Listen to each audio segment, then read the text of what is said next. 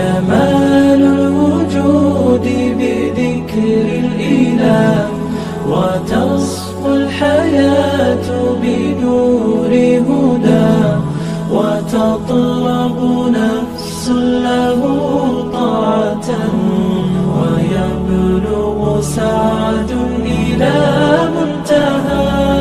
فؤاد شغوف إلى ربه أحب جمال الوجود بذكر الإله، وتصفو الحياة بنور هدى، وتطلب نفس له طاعة، ويبلغ سعد إلى منتهى.